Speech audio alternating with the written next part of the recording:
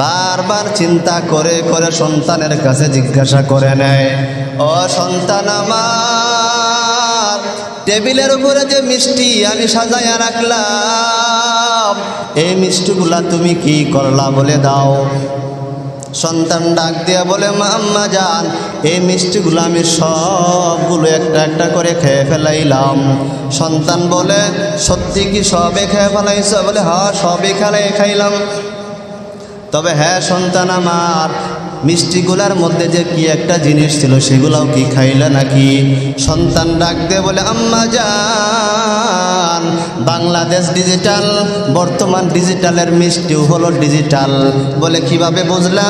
বলে ডিজিটাল বাংলাদেশের মধ্যে যে মিষ্টি আছে ওই মিষ্টির মধ্যেও যে আটি পাওয়া যায়, বিচি পাওয়া যায়। ওরে আম্মা জান, আমি জানি বিভিন্ন ফলের মধ্যে আটি পাওয়া যায়, বিচি পাওয়া যায়। আমের মধ্যে আটি পাওয়া যায়, বিভিন্ন ফল, বিভিন্ন রকমের ফলের ভিতরে আটি পাওয়া যায়। তবে মিষ্টির মধ্যে যে আটি পাওয়া যায় এইটা তো আম্মা জান আমি আগে জানতাম না। তবে আপনারাই তো শিখাইলেন আটিগুলা খাওয়া যায় না, ফল খাইতে হয়, আটিগুলা ফেলাইয়া দিতে হয়। ঠিক তদ্রূপভাবে আমি সব মিষ্টিগুলা খাইলাম, মিষ্টির মধ্যে যে সাদা সাদা আটিগুলো আছে সব আটি ফালাইয়া দিয়েছি। আম্মা জান ডাক দিয়া বলেন, ও সন্তান আমার, তুমি যদি আটি যুক্ত মিষ্টি যদি এক মনো যদি খেয়ে নাও, তোমার জ্বর জীবনে সারবে না। ঠিক তদ্রূপভাবে তাকওয়ার মেডিসিন যার অন্তরে থাকে, আর ইবাদত আল্লাহর কাছে কবুল হয়। বান্দা সারা জীবন নামাজ পড়ে নেয়, বান্দা সারা জীবন রোজা রাখে, বান্দা সারা জীবন ইবাদত বন্দিগি করে নেয়। আর এই তাকওয়ার মেডিসিন যার কলবে থাকবে না, আর সারা জীবনের ইবাদত মালিকের দরবারে কবুল হয় না।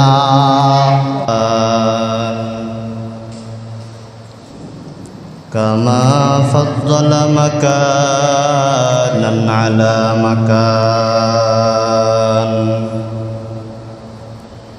وإنسانا على إنسان ونشهد أن لا إله إلا الله وحده لا شريك له ونشهد أن سيدنا وسندنا وحبيب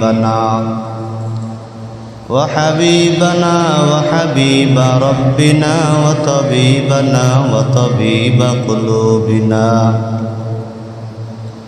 وطبيب قلوبنا ومولانا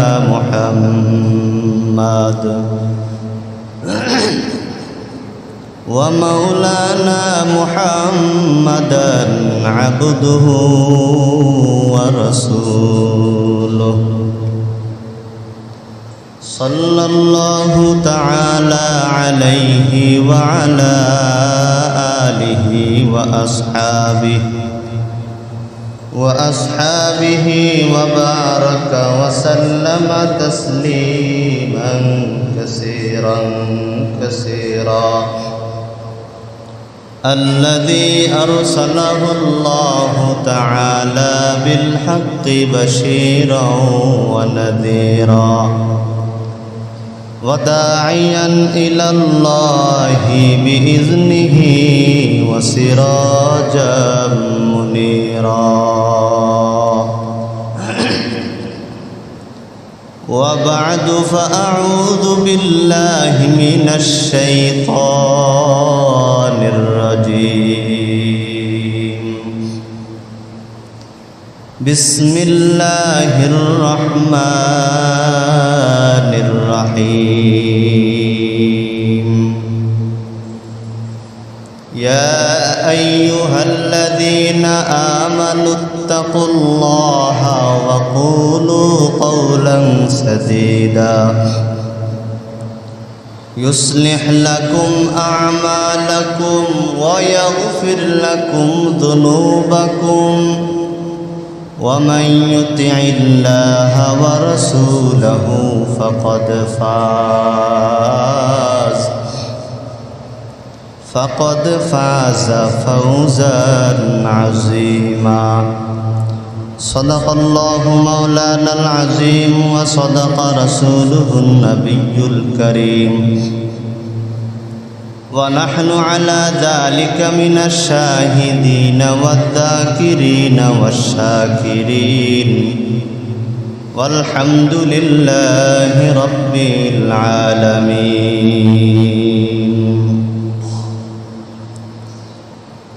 الحمد لمن قدر خيرا وخبالا الحمد لمن قدر خيرا وخبالا والشكر لمن صور حسنا وجمالا والشكر لمن صور حسنا وجمالا فرد صمد عن صفة الخلق بريئون فرد صمد عن صفة الخلق بريئون رب عزلي خلق الخلق كمالا رب عزلي خلق الخلق كمالا لا ضد ولا ند ولا حد لمولاه لا ضد ولا ند ولا حد لمولاه الآن كما كان ولم يلق زوالا الآن كما كان ولم يلق زوالا ইমানদার হলো তিন জিনিসের নাম ঈমান। এক নম্বর ইকরার বিল লিসান, জবানে স্বীকার করা। দুই নম্বর তাসদীক বিল জিনান, অন্তরের মাধ্যমে বিশ্বাস স্থাপন করবে। তিন নম্বরে আমাল বিল আরকান, কাজের মাধ্যমে পরিণত করে দেখাইবে। এই তিনটা জিনিসের নাম হলো ঈমান।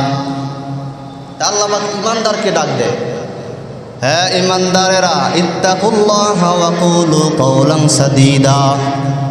যে বান্দাগণ আমি আল্লাহ পাকের পক্ষ থেকে দুইটা আদেশ তারা মানবে। এক নম্বর আদেশ হলো ইত্তাকুল্লাহ, মালিকের ভয় তার অন্তরে ঢুকাবে। মালিকের ভয় এমন একটা মেডিসিন নাম, যে মেডিসিন যার অন্তরে থাকে তার তাকওয়া অন্তরে বেশি থাকার কারণে নামাজ পড়বে, মালিকের দরবারে কবুল হয়। রোজা রাখে তো মালিকের দরবারে কবুল হয়। তাকওয়ার মেডিসিন নিয়া নিয়া যে বান্দার সামনে আগায়, ওই বান্দার সব ইবাদত মালিক কবুল করে নেয়। এক নম্বর আল্লাহ পাকের হুকুম হলো তাকওয়া। বান্দা তাকওয়া অর্জন করে নাও, মালিকের ভয় অন্তরে ঢুকায় নাও। একটা উদাহরণ দিলে বুঝবেন। এক মায়ের একটা সন্তান হয়েছে। সন্তান হওয়ার পরে এখন অনেকদিন জ্বরে আক্রান্ত হয়ে গেছে। তো জ্বরে যখন আক্রান্ত, তো জ্বরের ওষুধ নিয়ে আসার পরে, জ্বরের ওষুধ তো সাধারণত তিতাযুক্ত হয়, সে সন্তান খাইতে চায় না, ছোট বাচ্চা মানুষ। তো সন্তান মাকে বলতেছে, মা যত চেষ্টা করো আমি ওষুধ আর খাবো না। বলে কেন? এত তিতাযুক্ত ঔষধ, হাজার চেষ্টা করলেও আমি এটা খাবো না, জ্বর না সারে না সরো। এখন মা তো হঠাৎ টেনশনে পড়ে গেছে, কি করবে? তো মা বোনদের আবার হঠাৎ বুদ্ধি একটু বেশি, তো চিন্তা করে দেখতেছে তাহলে তো একটা ব্যবস্থা নিতেই হয়। তো কী ব্যবস্থা? তো চিন্তা করলো যে মিষ্টির ভিতরে যদি ওষুধগুলো ঢুকায় দেওয়া যায় তাহলে সন্তান তো মিষ্টি খাবে, তো মিষ্টির সাথে ওষুধও খাওয়া হয়ে যায়। তো এই চিন্তায় তার স্বামীকে বলতেছে, ও স্বামী আমার, চাকরি ছেড়ে যখন বাসায় আসবেন 1 কেজি মিষ্টি আপনি বাসায় নিয়ে আসবেন। স্ত্রীর হুকুম পাইয়া স্বামী বাসায় আসার সময় 1 কেজি মিষ্টি বাসায় নিয়ে আসলেন। মা বেচারি ওই জ্বরের ওষুধগুলো একটা একটা মিষ্টির ভেতরে একটা একটা ঢুকাইয়া দিলেন। ঢুকানোর পরে ওই মিষ্টিগুলা প্লেটের মধ্যে সাজাইয়া টেবিলের উপরে রেখে দিলেন। আর সন্তান অনেক দিন পরে মিষ্টি না খাওয়ার কারণে ওই মিষ্টিগুলা দেখার পরে সব মিষ্টিগুলা খেয়ে ফেললো। হঠাৎ করে মা তাকাইয়া দেখে টেবিলের মধ্যে মিষ্টি নাই, টেবিলের মধ্যে মিষ্টি একটাও নাই, সব শেষ হয়ে গেল। মা পেরেশান হয়ে গেছে। জ্বরের ওষুধ যদি একটা খায় তাহলে ভালো হবে, জ্বর দুইটা খাবে ভালো হয়ে যাবে, তিনটা যদি তার ব্যক্তি অতিরিক্ত খায়া নেয় তাহলে তো জ্বর ভালো হবেই না, রিয়াকশন হয়ে যাবে। সন্তান তো সব মিষ্টিগুলা খেয়ে ফেললো, তাহলে তো তার জ্বর ভালো হবেই না, তার তো রিয়াকশন শুরু হয়ে যাবে। মা পেরেশান হয়ে গেছে। বারবার চিন্তা করে করে সন্তানের কাছে জিজ্ঞাসা করে নেয়, ও সন্তান আমার, টেবিলের উপরে যে মিষ্টি আমি সাজাইয়া রাখলাম এই মিষ্টিগুলা তুমি কি করলা বলে দাও। সন্তান ডাক দিয়া বলে, মা আম্মা জান, এই মিষ্টিগুলো আমি সবগুলো একটা একটা করে খেয়ে ফেলাইলাম। সন্তান বলে, সত্যি কি সবে খেয়ে ফেলাইছ? বলে, হ্যাঁ সবই খাইলাম। তবে হ্যাঁ সন্তান আমার, মিষ্টিগুলার মধ্যে যে কি একটা জিনিস ছিল সেগুলাও কি খাইলা নাকি? সন্তান ডাক দিয়ে বলে, আম্মা জান, বাংলাদেশ ডিজিটাল, বর্তমান ডিজিটালের মিষ্টিও হলো ডিজিটাল। বলে কিভাবে বুঝলা? বলে ডিজিটাল বাংলাদেশের মধ্যে যে মিষ্টি আছে ওই মিষ্টির মধ্যেও যে আটি পাওয়া যায়, বিচি পাওয়া যায়।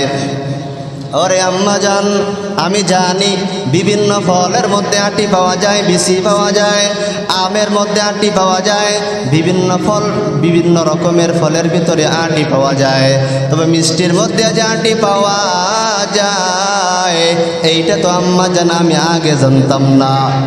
তবে আপনারাই তো শিখাইলেন আটিগুলা খাওয়া যায় না, ফল খাইতে হয়, আটিগুলা ফেলাইয়া দিতে হয়।